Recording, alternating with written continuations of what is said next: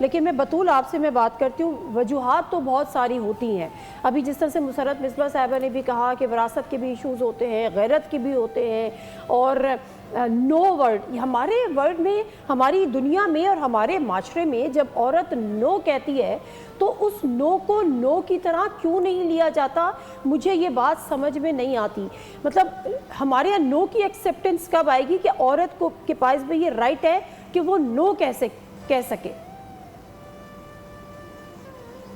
Nadia, میں تو ایسے ایشوز پہ بات کرتے ہوئے بہت انکمفرٹیبل ہو جاتی ہوں. مے بی میرا ایموشنالٹی اینگل تھوڑا زیادہ ان چیزوں کو لے کے، لیکن میں ایکچولی بہت انکمفرٹیبل ہو جاتی ہوں. اور میری بیٹی ہے 7 سال کی، تو میں ان نوئنگلی ریلیٹ کرنا شروع ہو جاتی ہوں. It's very difficult for me to talk about daughters and بچیوں کے ساتھ کچھ ہو. فار ایگزامپل کل میں نے وہ سرگودا کی ایک ویڈیو دیکھی جس میں ایک بچے کو وہ اسالٹ کر رہا ہے یا ٹچ کر رہا ہے، اور اس بچے کو پتہ ہی نہیں کہ اس کو بیڈ ٹچ ہو رہا ہے. تو مجھے لگتا ہے کہ ہم اپنی زندگی میں کسی بھی مشکل سے گزرتے ہیں، ہمارا جو بیسک یونٹ ہوتا ہے کہ ہماری فیملی کیسے رن ہوئی ہے یا ہمارا براٹ اپ کیسے ہوا، یہ اس کا پرائم فیکٹر ہے. لاز، اور جیسے اب صاحب ایک ڈاکیومنٹری کی بات کری تھی، تو بہت بات کی باتیں ہمیں تو اتنی بیسک چیزیں ری وزٹ کرنے کی ضرورت ہے اپنے معاشرے میں. یہ جو آپ ریجیکشن اور نو کی بات کریں، دیکھیے اس اسپیسیفک واقعے میں ابھی تک یہ رپورٹ ہوا ہے کہ وہ ان کو تنگ کر رہا تھا. اب وہ کس طرح سے تنگ کر رہا تھا دیٹ وی ہیو ٹو سی.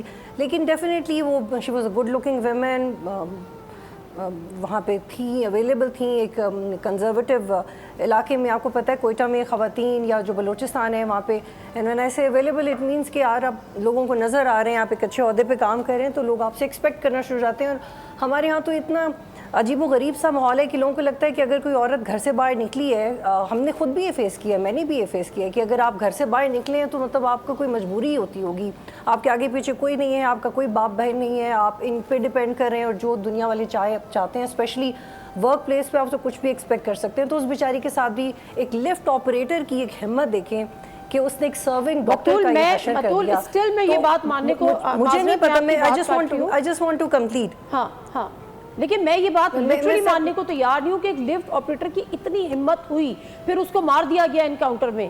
اس کے پیچھے کون تھا؟ یہ تو دیکھیں، یہ تو جو ادارے ہیں وہ آن گراؤنڈ ان کی انتظامیہ کیسی ہوتی ہے وہ الگ ڈیبیٹ ہے کہ اس کو آن گراؤنڈ مارا، کیونکہ وہاں کے جو ڈاکٹرز تھے وہ بھی اس کے اوپر بات کر رہے تھے. لیکن یہ تو اسٹیبلشڈ ہے نا کہ اس ڈاکٹر نے کسی کی ایگو کو ہرٹ کیا ہے. اب وہ کسی کا پروپوزل ریجیکٹ کر کے کسی کی ایگو کو ہرٹ کیا ہے. کوئی اس کو قریب آنا چاہ رہا تھا، قریب نہیں آنے دیا، اس طرح سے ایگو کو ہرٹ کیا. کوئی بھی ایسی آفر تھی، یا یہ بھی رپورٹ ہوا ہے کہ شاید اس نے اس لیفٹ آپریٹر کو ڈانٹا تھا.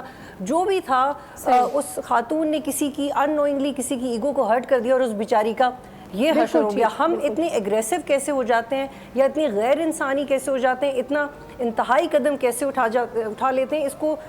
اس کی لیگیلٹیز میں پڑھنے سے پہلے ہمیں دیکھنا ہوگا کہ ہم انسان کس طرح سے ہیں، ہم ایبزارب کتنا کرتے ہیں چیزوں کو، ہمیں ٹالرنس کتنی ہے.